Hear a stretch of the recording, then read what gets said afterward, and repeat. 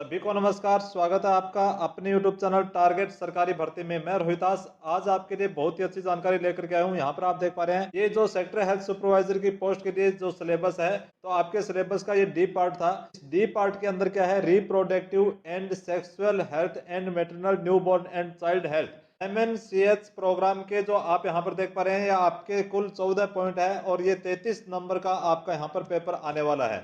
और आज के वीडियो के अंदर मैं आपको गारंटी के साथ कहता हूं, यदि आपने इस वीडियो को ध्यान से देख लिया, अच्छे से देख लिया, तो इसके अंदर आपके 33 के 33 नंबर आएंगे। आज मैं आपके लिए ये वीडियो बना रहा हूं और आने वाली 10 तारीख को आपका एग्जाम है, उसके अंदर 33 के 33 नंबर आपके इस वीडियो से नहीं आ जाए तो आप मुझे कहना।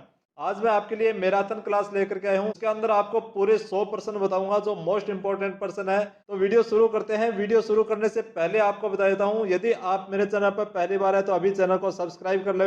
मेरे द्वारा दी गई जानकारी आपको अच्छी लगती हो तो वीडियो को लाइक कर देंगे और अपने साथियों के सभी व्हाट्सएप ग्रुप में इस वीडियो को जरूर भेजेंगे ताकि सभी तक यह जानकारी पहुंचे। तो जल्दी से चैनल को सब्सक्राइब करें, क्योंकि मैं इस वीडियो के बीच के अंदर आपको सब्सक्राइब करने के लिए, लाइक करने के लिए, शेयर करने के लिए नहीं बोलूंगा। वीडियो शुरू करने के बाद एक पर्सन से दूसरे पर्सन पर लगातार चलेंगे। तो पहले आप चैनल को सब्सक्राइब करें, लाइक करें और अपने सभी साथियों के व्हाट्सएप ग्रुप में शेयर करें।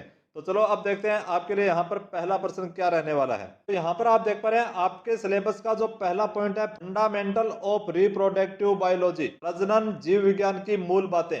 तो इसके अंदर से आपसे प्रश्न पूछे जाएंगे। तो इसका पहला प्रश्न है, यदि आपको इसका जवाब आता हो तो मेरे उत्तर बताने से पहले आप कमेंट बॉक्स में लिखेंगे। इसके साथ के साथ आपका मॉक टेस्ट भी हो जाएगा, आपका मूल्यांकन हो जाएगा कि अभी तक आपने कितनी तैयारी की है। तो अब मैं शुरू करता हूं नंबर 1 से लेकर के और लगातार 100%। बीच के अंदर हम इधर उधर की कोई बातें नहीं करेंगे। तो वीडियो शुरू करने से पहले आपसे निवेदन है कि अभी तक आपने चैनल को सब्सक्राइब नहीं किया तो पहले चैनल को सब्सक्राइब करें, वीडियो को लाइक करें और जो मैं आपको प्रश्न बता रहा हूँ इसका जवाब आपको पहले से आ रहा हो तो जल्दी से आप कमेंट बॉक्स में लिख दें और मेरे उत्तर बताने के बाद आप मिलान करेंगे। तो यहाँ पर आप देखेंगे नंबर 1 प्रश्न है, पुरुष प्रजनन प्रणाली में शुक्राणु का निर्माण किस ग्रंथि से होता है। तो यहाँ पर आपका सही आंसर होगा ऑप्शन बी। ऑप्शन बी है टेस्टिस। पुरुष प्रजनन प्रणाली में शुक्राणु का निर्माण किस ग्रंथि से होता है, टेस्टिस ग्रंथि से होता है। नेक्स्ट प्रश्न है, ओव्यूलेशन आमतौर पर मासिक धर्म चक्र के किस दिन होता है। तो यहाँ पर आपका सही आंसर क्या होगा, जल्दी से आप कमेंट बॉक्स में लिखिए और मिलान कीजिए। यहाँ पर आपका सही आंसर होगा ऑप्शन सी, 14वें दिन। नेक्स्ट प्रश्न है, प्रोजेस्टेरोन हार्मोन मुख्य रूप से किस अंग से स्रावित होता है। तो यहाँ पर आपके option A B C D के अंदर सही आंसर क्या होगा,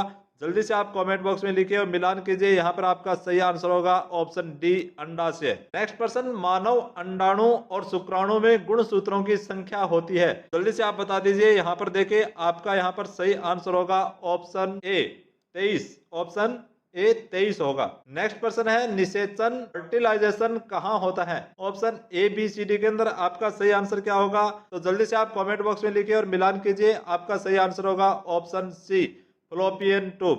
फ्लोपियन ट्यूब। तो वीडियो का कमेंट बॉक्स आप ओपन करके रखें। मेरे उत्तर बताने से पहले आप जल्दी से ऑप्शन कमेंट बॉक्स में लिख दिया करें और मेरे उत्तर बताने के बाद आप मिलान कीजिए कि आपका आंसर यहाँ पर सही निकला है या गलत निकला है। इससे क्या होगा, इससे आपका परीक्षा पूर्व टेस्ट हो जाएगा कि आपकी अभी तक कितनी तैयारी है। यहाँ पर आप देखेंगे प्रश्न 6 है, प्रजनन प्रणाली का कौन सा भाग भ्रूण के पोषण और विकास के लिए जिम्मेदार होता है। तो यहाँ पर आपका सही आंसर क्या होगा, आपने कमेंट बॉक्स में लिख दिया होगा, मिलान कीजिए। यहाँ पर आपका सही आंसर है ऑप्शन बी।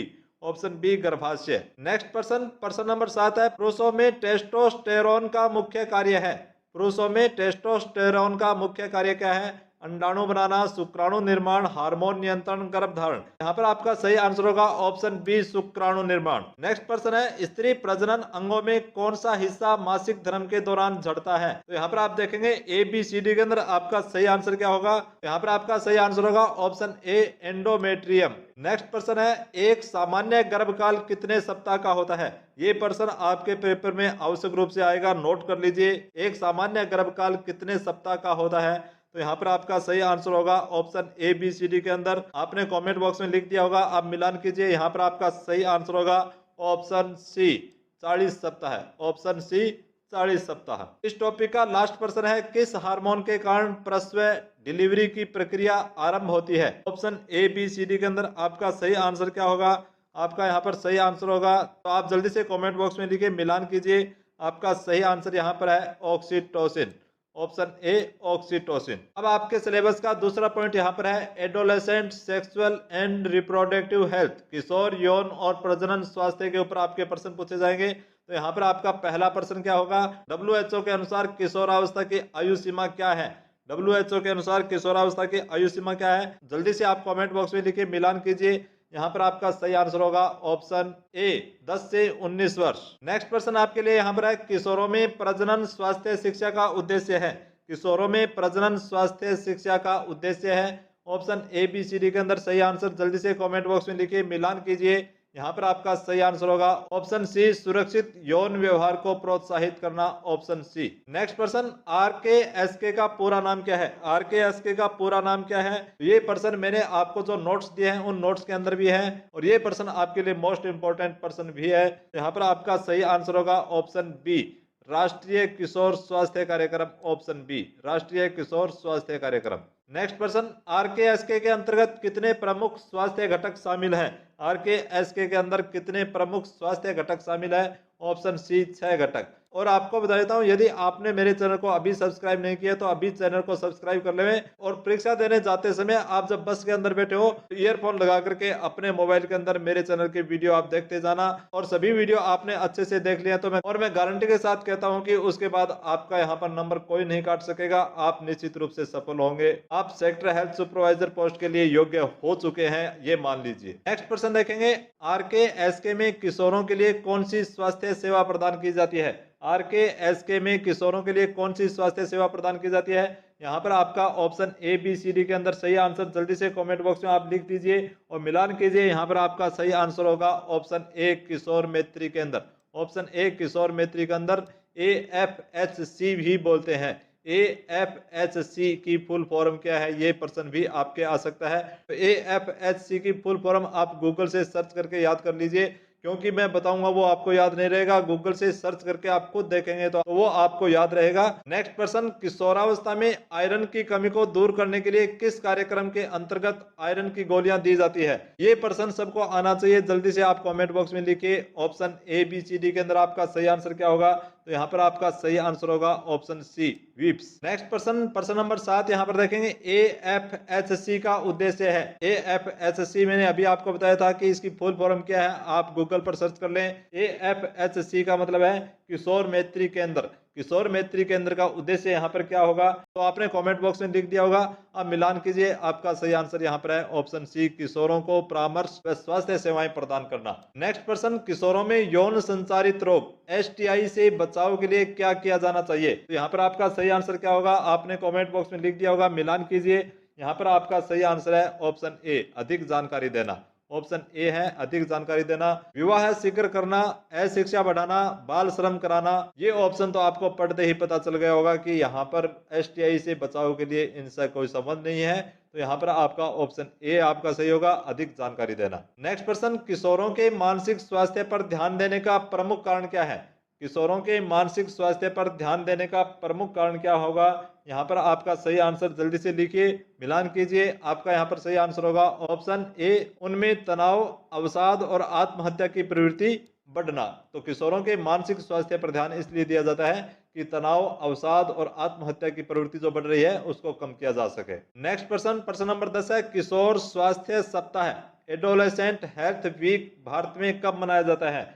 यह प्रश्न मोस्ट इंपोर्टेंट प्रश्न है, जरूर पूछा जाएगा। जल्दी से आप इसका कमेंट बॉक्स में जवाब दीजिए और मिलान कीजिए। यहाँ पर आपका सही आंसर होगा ऑप्शन बी फरवरी माह में। तो मैंने आपको वीडियो के शुरू के अंदर आपका सिलेबस बताया था, उसी का तीसरा पॉइंट यहाँ पर है understanding reproductive health policy. Understanding reproductive health policy प्रजनन स्वास्थ्य नीति की समझ। तो इसके अंदर से भी आपके प्रश्न पूछे जाएंगे। तो यहाँ पर आप देखिए, आपका यहाँ पर पहला प्रश्न क्या है, भारत में राष्ट्रीय जनसंख्या नीति NPP कब शुरू की गई। भारत में राष्ट्रीय जनसंख्या नीति NPP कब शुरू की गई थी। तो यहाँ पर आपका सही आंसर क्या होगा, जल्दी से आप कमेंट बॉक्स में लिखिए। आपने ये प्रश्न कहीं पढ़ा है तो, और नहीं पढ़ा है, पहली बार पढ़ रहे हैं, पहली बार इस प्रकार का आपको प्रश्न मिला है तो अभी वीडियो को लाइक कर दें, क्योंकि मुझे लगता है कि ये प्रश्न अभी तक आपने कहीं नहीं पढ़ा है।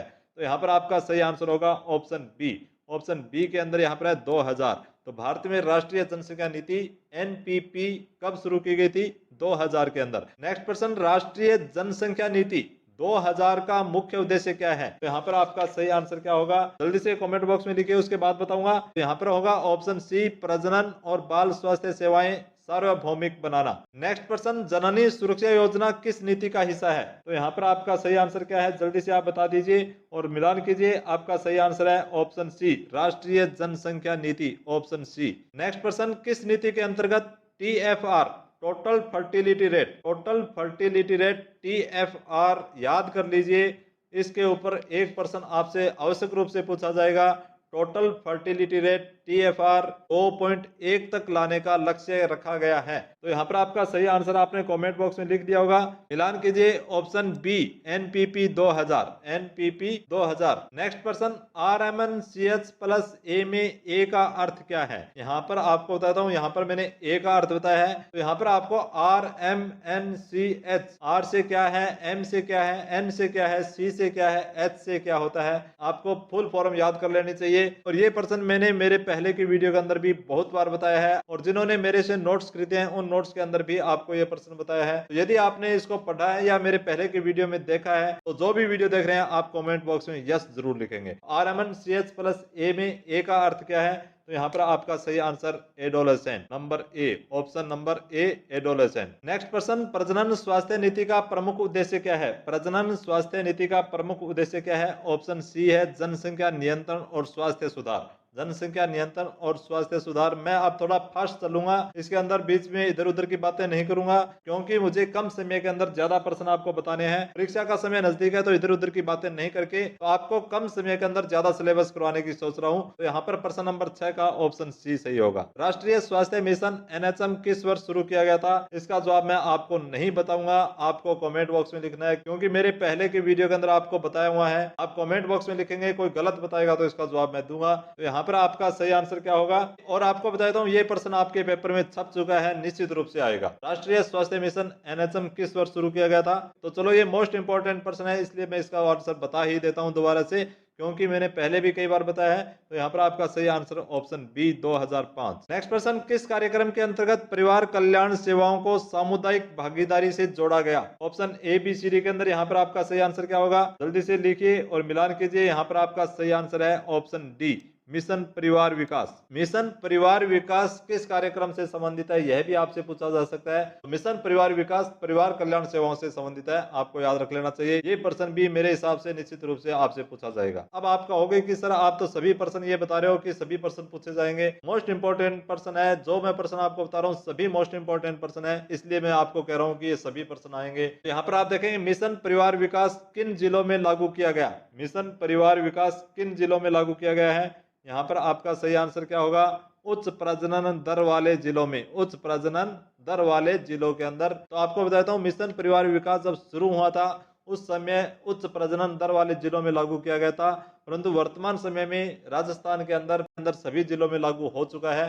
तो उच्च प्रजनन दर वाले जिलों में नहीं, यहाँ पर सभी जिलों में लागू हो चुका है। नेक्स्ट प्रश्न, निम्नलिखित में से कौन सी योजना अनचाहे गर्भ को रोकने हेतु, निम्नलिखित में से कौन सी योजना अनचाहे गर्भ को रोकने हेतु चलाई गई है? JSY, PMSMA, अंतरा, RBS के। तो यहाँ पर आपका सही आंसर क्या होगा, यहाँ पर आपका सही आंसर होगा ऑप्शन सी, अंतरा। तो निम्नलिखित में से कौन सी योजना है अनचाहे गर्भ को रोकने के लिए चलाई गई है? अंतरा योजना है। अंतरा का एक इंजेक्शन लगता है जो गर्भ निरोध का काम करता है। तो सिलेबस का आपका चौथा पॉइंट आ गया है, family welfare and reproductive health मेंश्योरेंस। Family welfare and reproductive health मेंश्योरेंस, परिवार कल्याण और प्रजनन स्वास्थ्य उपाय। यहाँ पर आपका पहला प्रश्न है, भारत में परिवार कल्याण कार्यक्रम की शुरुआत कब हुई? भारत में परिवार कल्याण कार्यक्रम की शुरुआत कब हुई थी? तो यहाँ पर आपका सही आंसर क्या होगा, ऑप्शन बी, 1952 में। याद कर लीजिए, इस प्रकार के प्रश्न एक जरूर पूछा जाएगा। तो 1952 के अंदर परिवार कल्याण कार्यक्रम की शुरुआत हुई थी। नेक्स्ट प्रश्न है, निम्नलिखित में से कौन सा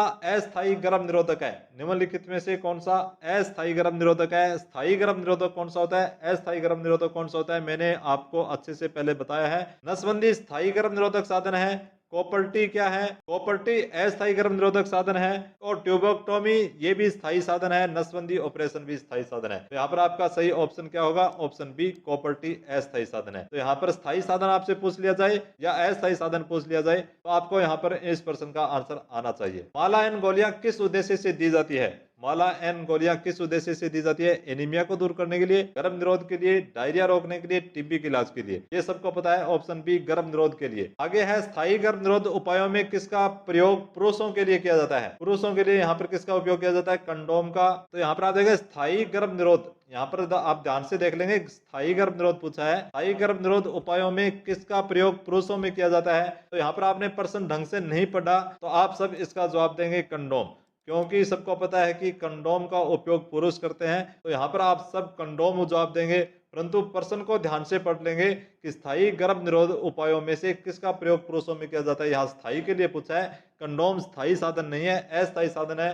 तो यहाँ पर स्थायी साधन के लिए यहाँ पर आपका सही आंसर होगा ऑप्शन बी वेस्टेक्टोमी। वेस्टेक्टोमी ऑप्शन बी आपका सही आंसर होगा। नेक्स्ट प्रश्न है महिला नसबंदी को क्या कहा जाता है? तो यहाँ पर आप जल्दी से कमेंट बॉक्स में लिखिए, मिलान कीजिए। यहाँ पर आपका सही आंसर होगा ऑप्शन सी ट्यूबेक्टोमी। ट्यूबेक्टोमी महिला नसबंदी होती है और वेस्टेक्टोमी पुरुष नसबंदी होती है। तो यहाँ पर दोनों में से कोई भी प्रश्न पूछा जाता है तो आपका आंसर सही जाना चाहिए। आईयूसीडी का पूरा नाम क्या है? मैंने पहले की वीडियो के अंदर भी आपको बताया। यहाँ पर आपका सही आंसर है ऑप्शन बी है intrauterine contraceptive device, IUCD option B. Antara योजना किस प्रकार के गर्भ निरोध का प्रचार करती है? आपातकालीन, प्रतिमाह गोली, इंजेक्टेबल, आईयूसीडी। तो यहाँ पर आपका सही आंसर क्या होगा? यहाँ पर आपका सही आंसर होगा ऑप्शन सी इंजेक्टेबल। तो सबको पता है कि अंतरा का इंजेक्शन लगता है, गोली नहीं है, आपातकालीन नहीं है, आईयूसीडी नहीं है, इंजेक्शन लगता है। तो ऑप्शन सी सही होगा। मिशन परिवार विकास का उद्देश्य क्या है? मिशन परिवार विकास का उद्देश्य क्या है? ये प्रश्न पहले भी आ गया, थोड़ा सा घुमा फिरा करके दोबारा पूछ लिया गया है। उच्च प्रजनन दर वाले जिलों में जनसंख्या स्थिरीकरण।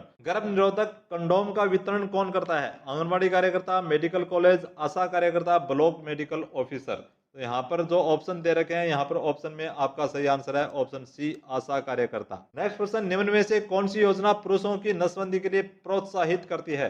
पुरुषों की नसबंदी के लिए प्रोत्साहित करती है एनएसवी प्रोत्साहन योजना। एनएसवी प्रोत्साहन योजना याद रख लेंगे, एनएसवी प्रोत्साहन योजना। अब आपका आ गया है यहाँ पर 5 नंबर पॉइंट, उसके अंदर कुल 14 पॉइंट थे। 14 पॉइंट के अंदर 5वां पॉइंट आया है reproductive health program in India. Reproductive health program in India, Bharat में प्रजनन स्वास्थ्य कार्यक्रम। तो यहाँ पर पहला प्रश्न है RMNCH+A कार्यक्रम किस मंत्रालय के तहत संचालित होता है? तो यहाँ पर आपका सही आंसर होगा ऑप्शन सी स्वास्थ्य एवं परिवार कल्याण मंत्रालय।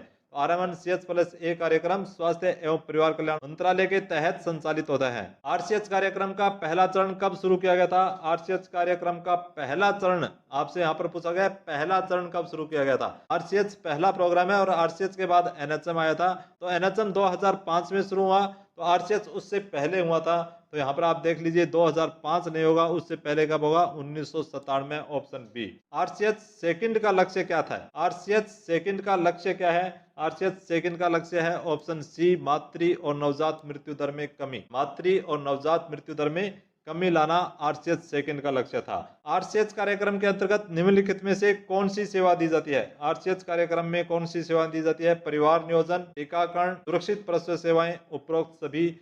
तो जहां पर उपरोक्त सभी लिखा हुआ है, तुक्के वाले बोलते हैं कि वही सही होता है, तो चलो आपकी मान लेते हैं, यहाँ पर उपरोक्त सभी सही है। जो पेपर के अंदर तुक्के लगा करके आते हैं वो ये कहते हैं कि जहां पर उपरोक्त सभी लिखा हुआ है वो सही है, तो यहाँ पर आपकी मान लेते हैं भाई, यहाँ आपका सही आंसर ऑप्शन डी उपरोक्त सभी है। नेक्स्ट प्रश्न, JSY योजना का मुख्य उद्देश्य क्या है? JSY योजना का मुख्य उद्देश्य है ऑप्शन बी संस्थागत प्रसव को बढ़ाना। तो इन प्रश्नों में ज्यादा समय नहीं ले रहा क्योंकि प्रश्न बहुत ज्यादा है और ये प्रश्न पहले बताए हुए हैं, मोस्ट इंपॉर्टेंट प्रश्न है, इसलिए मैं आपको बार बार बता रहा हूँ। एक बार आपका रिवीजन करवाने के लिए, दोहरान कराने के लिए, जिन्होंने अभी तक ये प्रश्न नहीं पढ़े हैं उनके लिए प्रश्न बता रहा हूँ। तो यहाँ पर आपका सही आंसर होगा ऑप्शन बी संस्थागत प्रसव को बढ़ावा देना। PMSME योजना किसके लिए है? किशोर, गर्भवती महिलाएं, नवजात शिशु, स्तनपान कराने वाली माताओं के लिए। तो यहाँ पर आपका सही आंसर क्या होगा? यहाँ पर आपका सही आंसर होगा ऑप्शन बी गर्भवती महिलाएं। तो PMSME किसके लिए है? गर्भवती महिलाओं के लिए है। RBSK योजना किसे लक्षित करती है? RBSK योजना के अंदर किस उम्र के बच्चों की स्क्रीनिंग की जाती है? तो यहाँ पर आपका सही आंसर क्या होगा? तो यहाँ पर आपका सही आंसर होगा ऑप्शन ए 0 से 18 वर्ष के बच्चे। NHM की शुरुआत किस वर्ष हुई? ये प्रश्न शायद दोबारा से आ गया है, जल्दी से आप इसका जवाब दे दीजिए। आपका सही आंसर क्या होगा? NHM की शुरुआत किस वर्ष हुई? आपको इसका जवाब नहीं बताऊंगा। नेक्स्ट प्रश्न देखेंगे, RMNCH-A में M किसे दर्शाता है? पहले मैंने पूछा था RMNCH+A के अंदर A का क्या मतलब है, अब यहाँ पर पूछ लिया गया आपको M का क्या मतलब है। तो इसी तरह मैंने आपको बताया था NCHR का भी आपको अर्थ पता होना चाहिए कि इन सब का क्या मतलब है। तो यहाँ पर एम का मतलब है option C maternal, option C maternal. Next प्रश्न 10 नंबर प्रश्न है, दक्षता प्रोग्राम किसके प्रशिक्षण हेतु शुरू किया गया है। तो मैंने आपको ये पहले भी बताया हुआ है। तो यहाँ पर आपका सही आंसर क्या होगा, ऑप्शन डी प्रसव सेवाओं से जुड़े स्वास्थ्य कर्मी, प्रसव सेवाओं से जुड़े स्वास्थ्य कर्मी के लिए यह प्रोग्राम शुरू किया गया है। अब आ गया आपका 6 नंबर पॉइंट, मैटरनल हेल्थ मातृ स्वास्थ्य, मैटरनल हेल्थ मातृ स्वास्थ्य। पहला प्रश्न है, WHO के अनुसार प्रसव पूर्व देखभाल ANC की न्यूनतम अनुशंसित बारंबारता कितनी है। तो यहाँ पर आपका सही आंसर है ऑप्शन सी 4 बार। भारत सरकार के अनुसार पहली ANC जांच कब शुरू करनी चाहिए। पहली ANC जांच ऑप्शन ए 12 सप्ताह से पहले। JSY योजना का लाभ प्राप्त करने के लिए महिला को क्या शर्त पूरी करनी होती है। तो यहाँ पर आपका सही आंसर है ऑप्शन सी संस्थागत प्रसव करवाना। संस्थागत प्रसव होने पर ही JSY का लाभ मिलता है। मातृ मृत्यु दर MMR को दर्शाया जाता है, मातृ मृत्यु दर MMR को दर्शाया जाता है ऑप्शन सी प्रति 1 लाख जीवित जन्म पर। PMSME के अंतर्गत मुफ्त ANC सेवाएं कब प्रदान की जाती है। तो यहाँ पर आपका ऑप्शन बी है हर महीने की 9 तारीख को। तो अब इसके अंदर चेंज कर दिया गया है। तो अब इसके अंदर आपको बताता हूँ PMSME और EPMSME। PMSME हर महीने की 9 तारीख को और EPMSME 18 और 27 तारीख को मनाया जाता है। मातृ मृत्यु के प्रमुख कारणों में से एक है ऑप्शन बी। PPH का फुल फॉर्म है पोस्टपार्टम हेमरेज। तो मातृ मृत्यु के प्रमुख कारणों में से एक है पोस्टपार्टम हेमरेज। नेक्स्ट प्रश्न, प्रसव पूर्व आयरन फोलिक एसिड IFA गोली की खुराक क्या है। तो यहाँ पर आपका ऑप्शन ए सही होगा 60 mg iron plus 500 mcg folic acid. तो यहाँ पर आपका ऑप्शन ए सही होगा। भारत सरकार के अनुसार गर्भावस्था में टेटनस टॉक्साइड TT टीका कब दिया जाता है। ये आपके CHO एग्जाम में भी प्रश्न आया था। तो यहाँ पर आपका सही आंसर क्या होगा। तो यहाँ पर आपका सही आंसर है ऑप्शन सी 2 खुराक, पहली NC में और दूसरी 1 माह के बाद। तो यहाँ पर 2 खुराक है, पहली NC में और दूसरी 1 माह के बाद। नेक्स्ट प्रश्न, मातृ स्वास्थ्य सुधार के लिए कौन सी योजना गर्भवती महिला को 6000 की नगद सहायता देती है। यहाँ पर 6000 रुपए की नगद सहायता देने वाली कौन सी योजना है। इस योजना के ऊपर पहला प्रश्न आया है। ये प्रश्न मोस्ट इंपोर्टेंट प्रश्न है, ऑप्शन सी PMMVY योजना के तहत दी जाती है। नेक्स्ट प्रश्न नंबर 10, मातृ स्वास्थ्य सेवाओं का अधिकार किस अनुच्छेद के अंतर्गत जीवन के अधिकार से जुड़ा है। तो यहाँ पर आपका सही आंसर क्या होगा। तो यहाँ पर आपका सही आंसर होगा अनुच्छेद 21। नेक्स्ट प्रश्न है, new born and child health, नवजात एवं बाल स्वास्थ्य। ये 7वां पॉइंट आ गया आपका। तो यहाँ पर देखेंगे 7 नंबर पॉइंट का new born and child health से संबंधित प्रश्न क्या है। नंबर 1 है, नवजात शिशु न्यू बॉर्न की परिभाषा क्या है। नवजात शिशु न्यू बॉर्न की परिभाषा क्या है, न्यू बॉर्न किसे कहा जाता है। तो यहाँ पर आपका सही आंसर क्या होगा। यहाँ पर आपका सही आंसर होगा ऑप्शन ए जन्म के 1 माह तक। जन्म के 1 माह तक के बच्चे को न्यू बॉर्न कहा जाता है। नवजात शिशु की मृत्यु दर NMR को किस आधार पर मापा जाता है। तो यहाँ पर आपका ऑप्शन बी सही होगा प्रति 1000 जीवित जन्म पर। नवजात शिशु को जन्म के कितने समय के अंदर स्तनपान कराना चाहिए। तो यहाँ पर सही आंसर आपका होगा ऑप्शन सी 1 घंटे के भीतर। भारत सरकार की कौन सी योजना नवजात की देखभाल के लिए शुरू की गई है। तो यहाँ पर आपका सही आंसर है ऑप्शन बी HBNC। आशा कार्यकर्ता नवजात शिशु के घर कितनी बार जाकर देखभाल करती है। यहाँ पर आपका सही आंसर होगा ऑप्शन डी 7 बार। बच्चों में निमोनिया का मुख्य लक्षण क्या है। यहाँ पर आपका ऑप्शन बी सही होगा खांसी और तेज सांस। IMNCI में N का क्या अर्थ है। IMNCI की फुल फॉर्म क्या है। IMNCI में N का क्या अर्थ है। आपको किसी भी प्रकार से कोई प्रश्न पूछा जाए तो ये याद कर लेना। IMNCI की फुल फॉर्म क्या है, गूगल बाबा से पूछ लेना। तो यहाँ पर आपका सही आंसर होगा ऑप्शन बी नियोनेटल। बच्चों में दस्त से होने वाली मृत्यु को रोकथाम हेतु कौन सी दवा दी जाती है। ऑप्शन बी ORS और zinc. Universal immunization program UIP। तो ये प्रश्न शायद BPO के एग्जाम में भी पूछा गया था, सोशल वर्कर के एग्जाम में भी इससे संबंधित एक प्रश्न आया था और CHO के एग्जाम के अंदर भी इससे संबंधित प्रश्न आया है। तो यूनिवर्सल इम्यूनाइजेशन प्रोग्राम के बारे में हर परीक्षा के अंदर प्रश्न पूछा जा रहा है। तो यूनिवर्सल इम्यूनाइजेशन प्रोग्राम UIP के तहत बच्चे को कितने प्रकार के टीके निःशुल्क मिलते हैं। तो यहाँ पर आपका सही आंसर क्या होगा। यहाँ पर आपका सही आंसर होगा ऑप्शन डी 11। यानी नियमित टीकाकरण के अंदर बच्चे को निःशुल्क कितने टीके लगाए जाते हैं, 11 प्रकार के टीके लगाए जाते हैं। ऑप्शन डी यहाँ पर आपका सही होगा। जन्म के समय कौन सा टीका अनिवार्य रूप से दिया जाता है। जन्म के समय कौन सा टीका अनिवार्य रूप से दिया जाता है। ऑप्शन ए है BCG, OPV0, hepatitis B0। Adolescent health. अब 8 नंबर पॉइंट आ गया है एडोलेसेंट हेल्थ। एडोलेसेंट हेल्थ किशोर स्वास्थ्य से संबंधित जो प्रश्न पूछे जाएंगे इसके अंदर देखेंगे। नंबर 1, भारत में किशोर आयु वर्ग किसे माना जाता है। तो भारत में किशोर आयु वर्ग यहाँ पर 10 से 19 वर्ष आपको बता दिया। WHO के अनुसार 10 से 19 वर्ष की उम्र को किशोरावस्था माना जाता है। RKSK का पूर्ण नाम क्या है। यहाँ पर RKSK का पूरा नाम यहाँ पर ऑप्शन बी राष्ट्रीय किशोर स्वास्थ्य कार्यक्रम। ये प्रश्न मैंने शायद इस वीडियो के अंदर पहले भी बता दिया है, दोबारा फिर से आपके सामने आ गया है, तो यहाँ पर इसको याद कर लीजिए। मोस्ट इंपोर्टेंट प्रश्न है, ऑप्शन बी आपका सही होगा। आरकेएस के कार्यक्रम की शुरुआत कब हुई थी? आरकेएस के कार्यक्रम की शुरुआत 2014 में हुई थी। राष्ट्रीय किशोर स्वास्थ्य कार्यक्रम की शुरुआत 2014 में हुई थी। किशोर स्वास्थ्य दिवस AHD वर्ष में कितनी बार मनाया जाता है? तो यहाँ पर आपका सही आंसर होगा ऑप्शन बी, 2 बार। विप्स कार्यक्रम में एफ का अर्थ है, विप्स कार्यक्रम में एफ का अर्थ है फोलिक, ऑप्शन सी। विप्स योजना के अंतर्गत आयरन की गोली कितनी बार दी जाती है? यहाँ पर आपका सही आंसर होगा ऑप्शन बी, हफ्ते में 1 बार। तो स्कूल के अंदर एक सप्ताह में 1 बार विप्स की गोली दी जाती है। RKSK के अंतर्गत किसका गठन स्कूलों में किया जाता है? RKSK के अंतर्गत किसका गठन स्कूलों में किया जाता है? तो यहाँ पर आपका सही आंसर होगा ऑप्शन सी, किशोर स्वास्थ्य क्लब। RKSK कार्यक्रम में किशोरों की सेवा के लिए कौन से केंद्र कार्य करते हैं?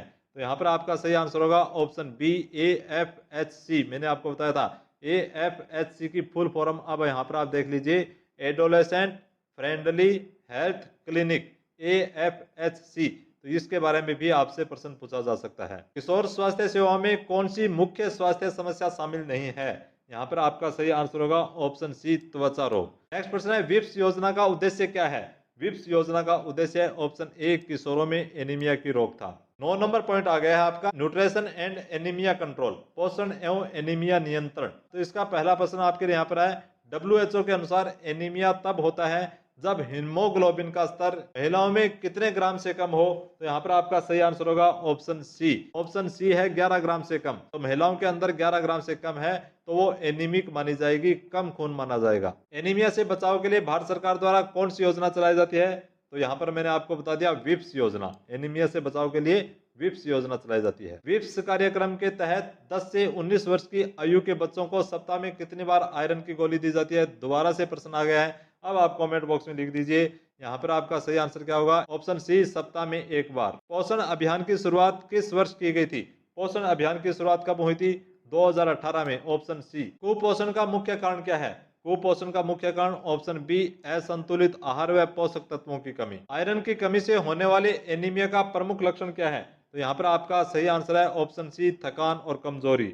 मोस्ट इंपोर्टेंट प्रश्न है, भारत में एनीमिया मुक्त भारत अभियान का लक्ष्य किस वर्ष तक एनीमिया दर को कम करना है? तो यहाँ पर आपका सही आंसर क्या होगा? 2025, ऑप्शन बी, 2025। एक स्वस्थ महिला को गर्भावस्था के दौरान कुल कितनी IFA आयरन फोलिक एसिड गोलियां लेने की सलाह दी जाती है? तो यहाँ पर आपका सही आंसर होगा ऑप्शन डी, 180। स्वस्थ महिला को 180 टेबलेट देते हैं, जो एनीमिक गर्भवती महिला होती है उनको 360 टेबलेट देते हैं। आयरन की अधिकता से शरीर में क्या समस्या हो सकती है? पेट दर्द और कब्ज, दृष्टिहीनता, दमा, हाथ पैर सुन्न होना। तो यहाँ पर आपका सही आंसर होगा ऑप्शन ए, पेट दर्द और कब्ज। तो आज के वीडियो का ये लास्ट प्रश्न है, निम्न में से कौन सा भोजन आयरन का अच्छा स्रोत है? केला, चावल, हरी पत्तेदार सब्जियां, दूध। इसका जवाब आप कमेंट बॉक्स में लिखेंगे। तो इस वीडियो का नेक्स्ट पार्ट आज ही मैं इस चैनल पर डालूंगा, तो यदि आपने अभी चैनल को सब्सक्राइब नहीं किया तो चैनल को सब्सक्राइब कर लें। और जब भी मैं इस चैनल का नेक्स्ट पार्ट इस चैनल पर अपलोड करूं और आप चाहते हो कि आपके मोबाइल के अंदर एक घंटी बज जाए, एक मैसेज आ जाए कि नेक्स्ट पार्ट डाला जा चुका है, तो इसके लिए आपको क्या करना होगा? चैनल को सब्सक्राइब करना होगा, बेल आइकन ऑन करना होगा। और आज का ये वीडियो आपको कैसा लगा? यदि अच्छा लगा हो तो वीडियो को लाइक जरूर कर दें। इतनी मेहनत मैंने आपके लिए की है तो आपका कर्तव्य बनता है, तो वीडियो के लाइक वाला बटन आप जरूर दबाएंगे और अपने साथियों के साथ व्हाट्सएप ग्रुपों में शेयर भी करेंगे। तो मिलते हैं फिर से इस वीडियो के नेक्स्ट पार्ट के साथ, तब तक सभी को जय हिंद, वंदे मातरम।